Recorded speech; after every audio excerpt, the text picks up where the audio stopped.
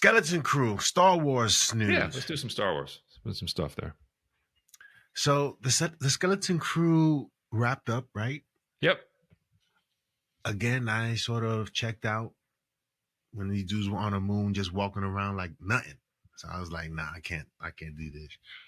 But I did read about the ratings. And although people liked it, and it does have some cool reveals and things of that nature, people, like, I guess Star Wars fans and regular people just didn't tune in to this show, regardless of how great it looked. But there was just no excitement for it and no word of mouth for it. Yep. So there are some people who did like the show and saw the show that it's a shame that they're not going to do a season 2 because of the way it ended. But your thoughts, Brian? I don't know if you saw it. So we watched it. My daughter really liked it. It's obviously for her. I mean, she's 10, right? So this is for her. So she loved the fact that the leads were people she could relate to and kind of see herself in. So she was very excited week to week to watch this show. I thought it was good. Like, I think, like, again, I'm not the target audience, but like, I thought as sort of an Amblin style, Goonies-ish, E.T. type of adventure, like, I thought it was actually pretty well done. It looked pretty good. I thought there were some decent effects in it. I thought there were some neat little nods to sort of, Star Wars lore, if you will. Jude Law was clearly having some fun as a spoiler alert, kind of a rogue in the show. I thought they made a wise decision to effectively end it with season 1. Like, I know they've said the door is open, but I mean, if you watch the season, there's really no loose ends. Like, it's very neat and tidy. But to your point, this is the dilemma of Star Wars, in that I think this is a pretty good show for its target audience, but they're trying to do something original and they're trying to get away from the formula, and people just don't show up. And it's, for ratings to be 20% lower than even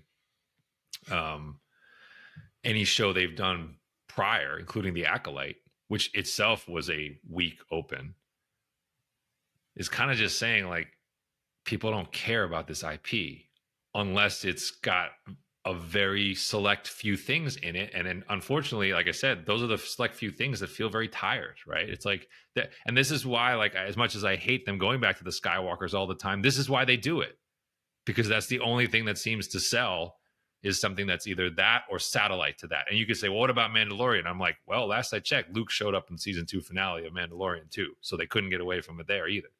Yeah. So even Andor, which is classic TV, the ratings for Andor weren't the ratings for Shogun. They weren't the ratings for Penguin. They just weren't. And like, when you hear that by the end of season 2 of Andor, they're going to have spent $650 million on that show, they didn't get return on that. Yeah. Like, they didn't, even though that thing is as good as anything that's been made in TV in the last 10 years. So Star Wars as IP is not really working. And this show, unfortunately, was the latest confirmation of it, even though I would say if you have kids, put it on, because I think they'll enjoy it. Yeah. And it's a really easy watch. Yeah. And I legitimately liked some of the characters and some of the young actors. But Star Wars as TV is having a tough time finding the kind of footing that Star Trek as TV has always been able to find. Yes. Here's how you fix it. Sebastian Stan is Luke Skywalker. I think it's coming. And they better hurry, because he's going to age out of that at some point. Exactly. Ahsoka news. Speaking of. Ahsoka news and the new Skull casting. Your thoughts? So we're getting season 2. We knew that there had to be a new Baylan Skull because of where they left season 1. And so Rory McCann, who was the Hound in Game of Thrones, will take over for Ray Stevenson. I mean, it's a weird thing. Like, I feel like, Ray Stevenson is one of those guys who is never bad. I don't think he, for a lot of people, would never be like an actor whose name would be at the tip of their tongue. But I will say that for where Ray Stevenson was in his life as an actor, for whatever reason, Balin's skull just was made for him and vice versa. There's something about that like unexpectedly became perfect on screen. It sometimes happens. Like he, as that character, for a character I had no association with prior to the show, I was like, that's it, right? That's it. The rebels are there. Like that was like when he came on screen, it just worked. So this is pretty much an impossible task. And I think if anything, this guy's probably got it. Rory McCann's probably going to go in a different direction to really make this work. If he tries to imitate Ray Stevenson, this will suffer. So we just have to accept it's like a different, this is, it just has to be a completely different guy playing the role. We have to live with that. I mean, I wonder, he played it a certain way, so I would assume that he would have to play it a certain way, but his delivery, I guess, would be different. And the look is going to be different. I don't think you can make him look, Ray Stevenson's a bulky, huge, well, this guy, I think, is big too, isn't he? He's not small. He's not small, but the face is, he's very different. Like he's lean. Yes. So it'll be interesting to see that performance, I would say. The character's necessary though. They can't just abandon it. So, it's just, we just have to get used to it. I'm telling myself when I watch the first episode to not like tune out because it's not Ray Stevenson. Yeah. Obi-Wan, Ewan McGregor coming back possibly for Ahsoka. Yeah. Your thoughts?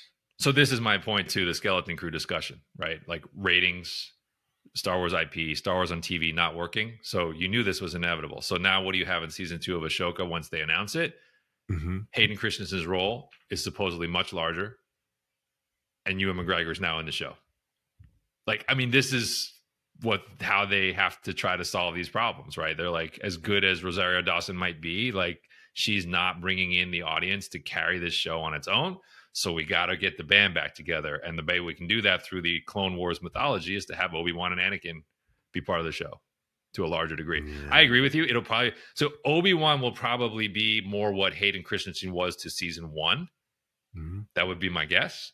But it sounds like Hayden Christensen is legit, like really in this show in season 2. So it starts to look and feel more like a Skywalker saga show that has Ahsoka in it rather than the other way around. And that's going to be the selling point. I guarantee you the trailers and the promotional material will try to hook you with those two guys. Yeah. They can't avoid it. Yeah. No matter how much they try. That show was interesting to me because it was, the high points to me of that show are very high, but it's uneven. Like everything from the visuals to the writing to the execution, like there's some really good stuff in there, right? And like I'd be excited to have more of Thrawn back. Very excited about that.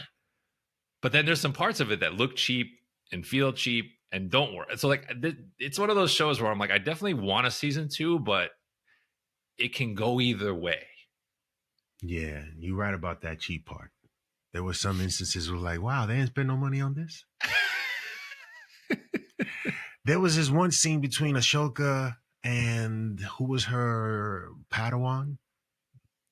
Sabine Wren. When she gave her the helmet, where she couldn't see, and they repeated the same line that Luke Skywalker said. Yeah. I was like, so she was a Padawan before. You mean she didn't get this training? Because we've seen it in the movies where little kids have it on. Yeah. You never seen this before? That was upsetting to me. Like, yo, come on, guys. Come on. Why are you going to go there? She's already gone through some training. Obviously, is this the first time she's seeing this? I was like, nah, that's a overlook. Like somebody should have been on set and did Jude Law. Like, what are you guys doing? No, that's not the way. If you read that article, I don't know, I'll try to put the link in the description. Jude Law is talking, he's a Star Wars guy and he's sort of talking about certain things that shouldn't be done. But anyway, what else? Mangold and his idea of Dawn of the Jedi is an idea, Brian, I can wait for. I don't want to wait for it, but if it happens, I'm there. And this is something that it cannot overlook because it can be the jump off point for success for Star Wars if they go this route. If you do this film, you cannot perhaps deviate from the essence of what the Jedi is going forward and how this power is used, whatever the case may be, and what it means to be a Jedi. The origin of this is something that we've never explored, obviously. And to see it for the first time and being treated with the seriousness I think Mangold can bring to it is something that is worth rolling the dice on and moving forward without hesitation. Your thoughts? So this is the through line of our discussion here, where we're talking about Star Wars and new and Star Wars and original, right? So I think this project is very sneaky, as important as anything that they've done in a long time. Yeah. Because to your point, if this works, they might have an avenue to really break away from the Skywalkers in a way that people are genuinely excited about and don't feel held hostage to. And Mangold talks about this. Just go pull up James Mangold on Rotten Tomatoes. He's a very high floor director. Like almost everything he makes is generally entertaining, solid to very, very good. Of course, he has like Logan. He has a couple of real hits on his resume. So I have very little worry that this movie would be bad, because he really doesn't do bad movies. Which means if this movie is good and it doesn't work, that might be the end of anything non-Skywalker. Yeah. It might be it. Yeah. So I think this project very quietly is pivotal to the long-term future. So let's talk about what James had to say. And by the way, not a small thing in here. The guy who's working on the script with him, Bo Willimon, he's the guy who conceived of and wrote House of Cards for Netflix. Okay. So that's not a nobody either. Yeah, yeah. So he said, this is Mangold. To me, the really important aspects are the freedom to make something new. There it is, right at the top. Bo Willimon and I, in relation to Star Wars, have been working on a script. We'll see what happens. Do we find a way on the page to say something original? This Star Wars movie would be taking place 25,000 years before any other known Star Wars movie. It's an area and a playground that I've always wanted to explore and was inspired by as a teenager. I'm not interested in being handcuffed by so much lore at this point that it's almost immovable. And you can't just please anybody, end quote. Yeah. I mean, he's putting it right out there. The only reason he wants to do this is not. He's like, so they're taking their best shot at something not held hostage by legacy Star Wars. And that's what I'm telling you. If this works, it's amazing for them. If it doesn't, it might be the end. The end. Yes.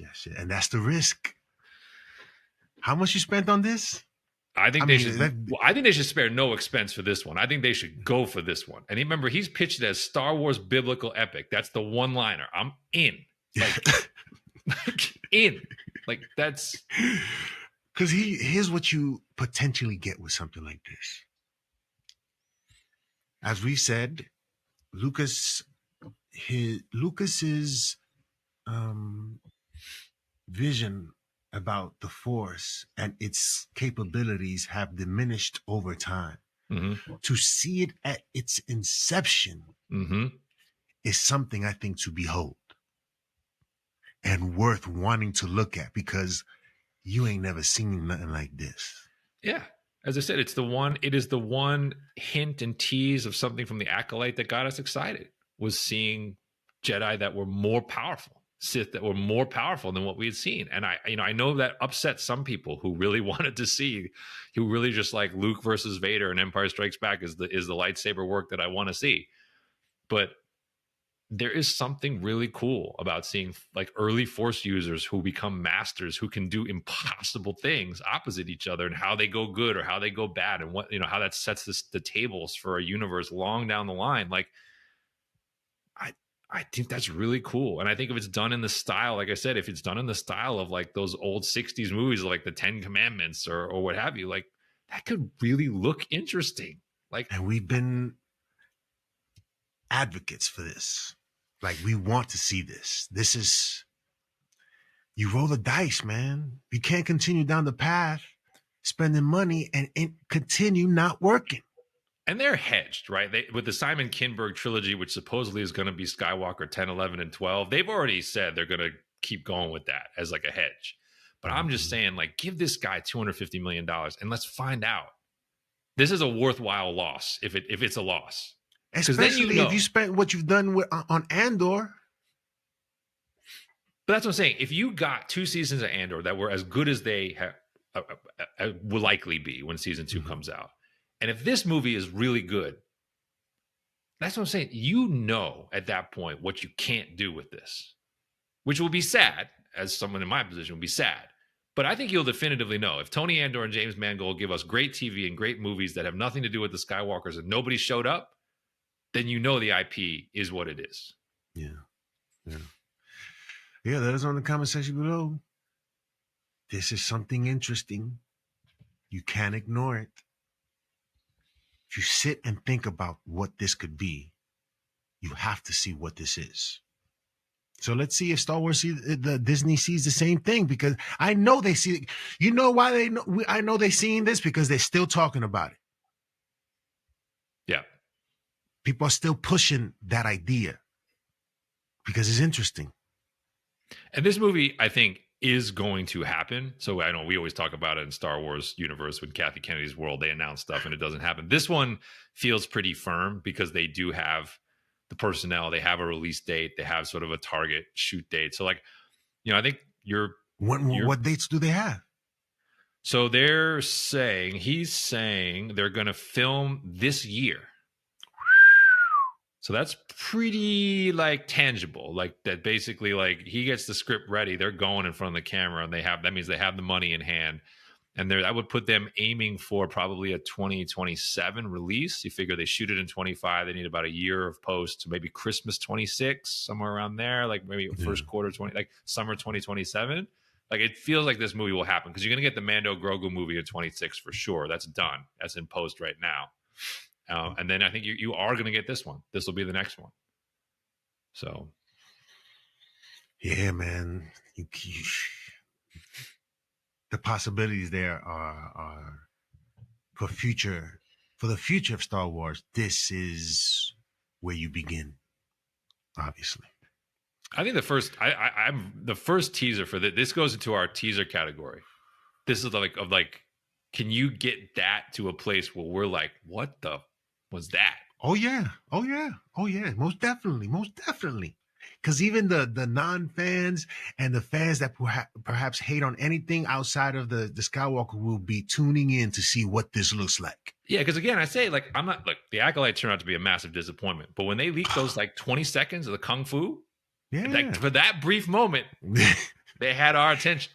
Yeah, we were just thinking about what are we going to see in this, right?